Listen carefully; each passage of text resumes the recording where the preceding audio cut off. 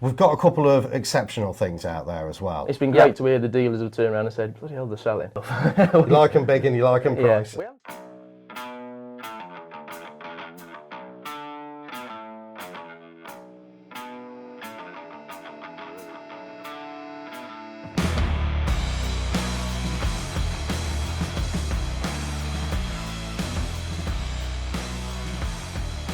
Welcome to Motorhome Fanatics, the inside track. I think we need like a motorhome skidding and that bit or something like that, just on the ice. Yeah, that's probably my dad, isn't it? That'll do that. Or Wayne with his various speeding fines of the year. So thanks for that, Wayne. You're going on another course soon. So the inside track, this is where we talk about the stock. Yes. That we have bought. Yep.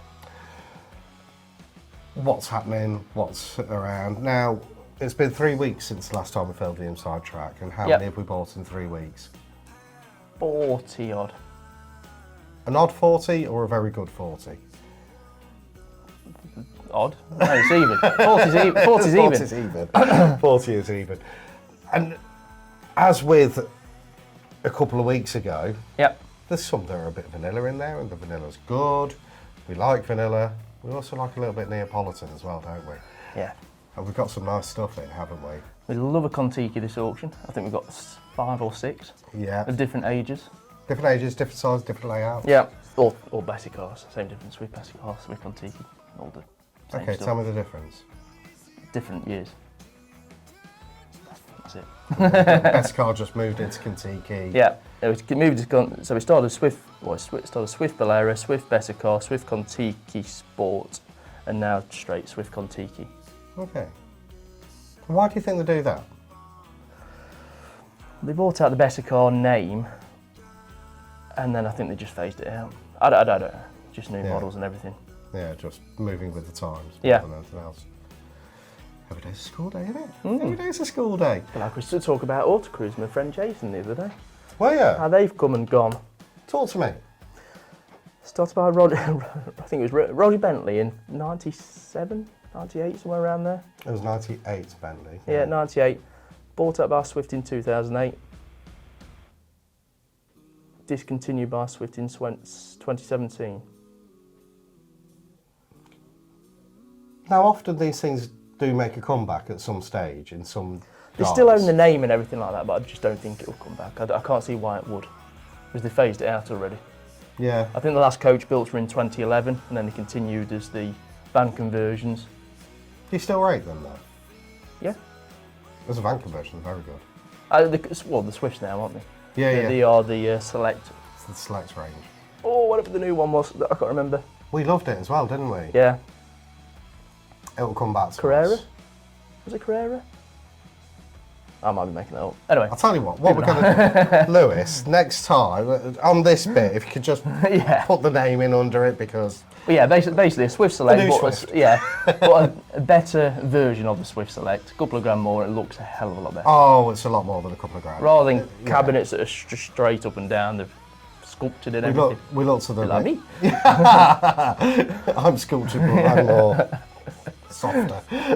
I'm the soft clay, you're the hard clay. We've got a lot of Kon-tikis, like I say, or Kon-tiki spin-offs. We've got a couple of exceptional things out there as well. Yeah. What's Shane's selections?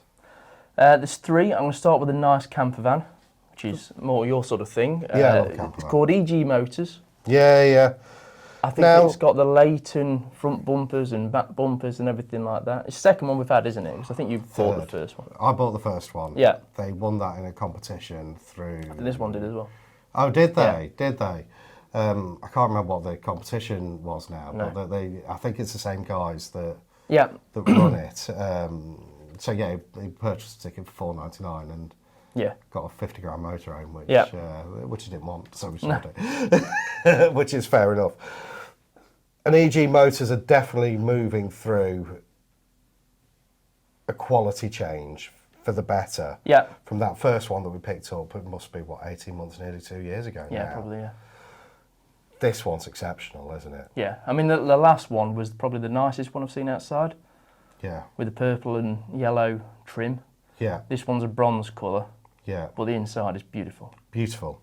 Got like Beautiful a graphite inside cabinets, and again, it's just not flat cabinets. There's a bit of shape to them. Everything's got a little curve to it, which I like. Yeah. And exterior, you're either going to love it or hate it, colour-wise. Yeah. I think everyone in the office was sold on it. Everyone liked it. The wheels look exceptional on it. Yeah. I know I sound a bit rude boy. And I think Wayne was saying that they've stretched it around the alloy.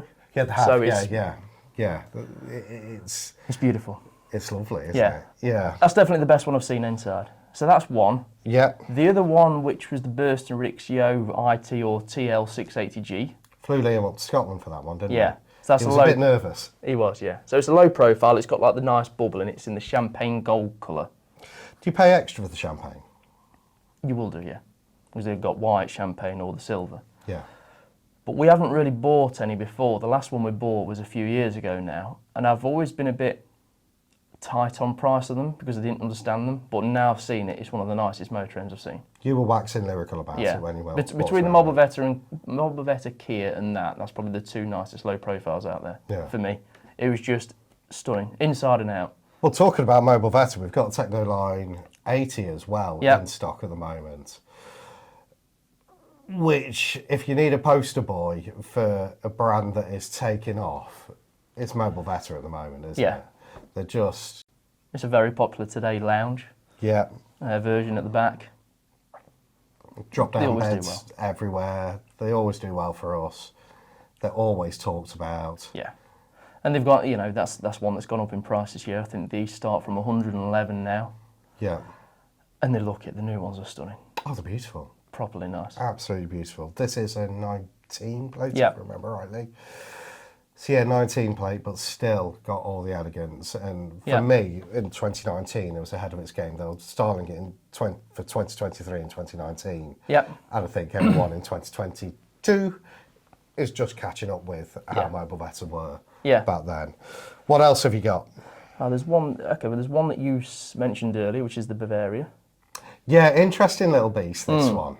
So basically, it's a Pilot. Yeah. With a different name. But slightly better inside, I thought. I mean, I needed to give it a bloody good clean, but inside it was nice. Yeah. There was just little touches that made it not a Pilot, in my opinion. Yeah. I mean, it's a little wee dinky thing, isn't it? It's a 2-berth 4-belt with the transverse bed. Am I right there? Was it the 2-berth 4-belt? I think it's a French bed, wasn't it? You threw me now. Anyway. The 700. Ooh. I might have got myself confused there, to be fair. The Bavaria, I'm pretty sure it was a half dinette and French bed. It's definitely half dinette. Can't remember the bed layout now. There we go. We'll figure it out. Yeah. We'll figure it out. Again, Lewis, put it in there. We'll get that sorted for you. But yeah, little touches in that I thought were kind of unique. Bavaria is a name that not everybody knows, but I think this one does stand out from the vanilla crowd. Yeah, it's nice. It's nice. It's right-hand drive. There's a good chance it could have been a left-hand drive. Yeah. So very it's nervous about proper that. UK spec and everything like that. But it's basically a Pilot with a different badge on, a bit like Elders and Compass. Yeah. For example. What did you think to that Hillside Leisure? Haven't seen it. We've had them before. Cool story. We've had them before. We have. They've always done well. Yeah. 20 plate. Yes, so it's quite new. Yeah. And Hillside, they're a relatively local business to us. Yeah, they're in Derby, Pentagon Island. Pentagon Island, there we go. And they do a lot of their naming from local areas, don't they? Yeah. This particular one we've got in is a... Dolbury, after Dolbury Lees, which is on the way towards Ashbourne from Burton. Yeah, and which others do they have? They have Birchover and... They've got the Ellistone and... Yeah, Birchover. No, I thought Bircher. No, Birchover's different, mate. Isn't it? I can't remember. You're tired today. I had a good row this morning, I'm all right. Did you go for a row? Yes. Not on the Trent, it's too icy. It would have been a bit cold. Would have been a bit cold. But the good thing about that Hillside is it's a budget version of a VW or Ford. Okay. it's a cheap, you know, it's more affordable to most. It's not going to be 60, 70 grand retail. No. What I liked about it, and what I like about Hillside, is they are the first that are producing and actually producing e-campervans. So it's a micro camper, this one is. Yeah. And they're now producing the e-campervans on the Nissan. Yeah. Of this layout. I'll be interested to see one. I don't know if it's going to work or not. I'll certainly be interested to see the VW. Somebody will have them for sure. Oh gosh, yeah. Yeah. I was chatting to someone yesterday, actually. You okay, hon? Mm-hmm. Yeah. I was chatting to someone yesterday, and her little wee camper, and it was built on a little Fiat Doblo. Yeah. And she loves it. Unfortunately, she needs an automatic, not a manual. That's really why she's selling it. But everything in it's electric, so she hasn't got a gas hookup at all, because she's of a certain age where she was concerned about any level of gas in the van at all. Yeah. So it's induction hobs, and I think that could be a way forward, really. Yeah, there's a few more. I mean, go back to the Mobilvetta, they have the induction hobs now, don't they? They do, yeah. And somebody was telling me that yesterday, I think it was Mark from the Caravan place, you know your stumpy little gas bottles? The little blue ones? I don't know. I don't know whether it's he's talking about the Cala ones. Oh, okay. Yeah. I don't know what size, whether it's the really small ones or the ones up, but they're stopping doing them. Oh. Which could be interesting for the campervan market. Very much so. Look at your face now. Oh, man. I don't know how true that is. I don't know how true that is, but he told me that he seems to think that, and he's a Cala dealer. I need to or he obviously sells them. I need to stock up then, don't I? Oh, man. That's going to throw me completely. What have you enjoyed in the last 3 weeks? Just seeing the market go. It's been great to hear the dealers have turned around and said, bloody hell, they're selling. Yeah. I thought that's what was going to happen. I'm just glad it has. Yeah. And probably with how cold it's been as well. Yeah. You don't know what difference that's going to make. I mean, it's -4 when I set off this morning. Yeah, exactly. So it's been a bit parky, that's for certain. Yeah. So the dealers are starting to sell quite a lot. Yeah. We've got 40 to go back out into the trade. What's your predictions for the next 2 weeks? I'd probably say we've got 4. So I mean, the good thing is for January we've got over 90 available. Yeah. That we've bought, should I say? I think we've slowed down on the buying a bit at the moment, so I can't see us having as many for Feb. I can't see us having as many for Feb. The buying has slowed down. Yeah. There's an awful lot of people feeding the way through, trying to figure out what is going to happen. Yeah. It almost feels like a bit of a chess game at the moment out there, because people don't necessarily want to sell. Yeah. But they know they've got an expensive ornament on the drive, and they don't know if this is going to be the right time. They're almost waiting to see when to push the button for optimum price. Now, historically, that would be where the great big yellow sun, sort of salesman in the sky, comes out in March. I think with all the noise that's going on in media at the moment, people aren't necessarily thinking that's going to be the case this year. And I think that's where that little chess game's going. Do they go now or do they go later? And no one's got that magic crystal ball, have they? No. We'd love to understand more. It's the same every year, though, isn't it? You get to the end of the end of the season, and people say, "Oh, well, I'll wait until next year until I sell it." Yeah. And then you get to the start of the summer, and they say, "Well, I'll keep it for the season until the end." I'm talking to people at the moment that I was chatting to in 2021, and they're looking at selling in 2021, and then they've gone on the normal cycle for 2 years, and we're back to 2023. Yeah. And they're going, well, I'm not sure if we're going to keep it for another season or where we're at, but it certainly feels like there's a lot of stock out there at the moment. There's an element of a buyer's market out there at the moment, but it's also a seller's market right now, I would say. Whether that's going to change as the season progresses. I think it's just going to be the same as the last couple of years. I can't see how it's going to make a difference. I know there is talk of a recession, but there also is now talk that there won't be a recession. We've also got the problems with new supply. Yeah. I don't know whether we spoke about this on the last Inside Track, but Ford apparently they've turned around to a lot of manufacturers and said we haven't quite got as many as we said we would. Yeah. On top of Fiat, Peugeot, Citroën, everybody else like that who can't supply what they need, it's just going to be a big problem from the top. Yeah, so the trend of next to new will still be strong. I think the older stock will begin to deteriorate quite rapidly now, price-wise, is my gut feel. I think it's at the level already. The only thing that could make a difference is you forget how old a 2000 reg is, for example. Yeah. You forget it's 23 years old now. Yeah. You forget how old a 2017 reg is now. Yeah. I mean, the old cab 2014s do look old now, but then you remember they came out in 2006. Yeah. 17 years ago. Yeah. And yeah, one of the questions we ask as buyers from a 2017 and under is, has the cam belt been changed on a Fiat 2.3 130 brake? Because they've got a cam belt. A lot of them haven't done that many miles. No. Still, a lot are under 10,000 miles. But they need to be changed every 5 years. And that always throws the customer. Yeah. And it's one that buyers need to be aware of, that's now 6 years. That's crazy out of the time. Yeah, and when you consider it can get towards £1,000 to change a cam belt. Or an awful lot more if you don't and it snaps on you. Yeah, oh god, yeah. Yes. We've got a few that in the fire though, we've got a few that we're talking to. Is there anything that you particularly want us as buyers to try and focus on and look at? I always like the newer stuff. I like the big, expensive stuff. You like them big and you like them pricey. We haven't. I don't think we've had many too expensive recently, haven't we? Have we? No, that Adria was good money. But then again, you are looking at Adria Sonic Supreme. It was the i700. It's the flagship. The Sonic Supreme is the flagship of Adria, isn't it? So that was pricey. We obviously had the Frankia earlier in the month.